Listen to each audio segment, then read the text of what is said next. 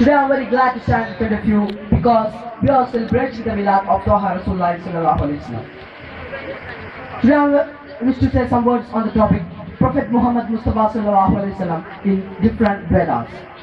It mentioned in Bhagavad Purana that Parva 3, Kanda 3, Adhyaya 3, Sloka number 10 to 27. It says that the Malita has to spoil the land of the Arabs. Adam is not being found out. There was an enemy who defeated earlier, but now he has been sent by most powerful.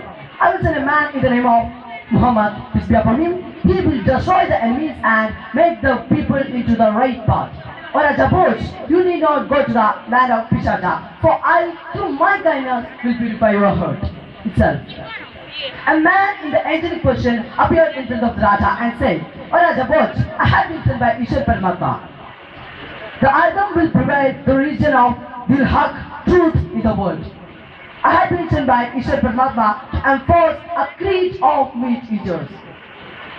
And who keeps the beard and who call for the prayer. And who has not a shade on his head.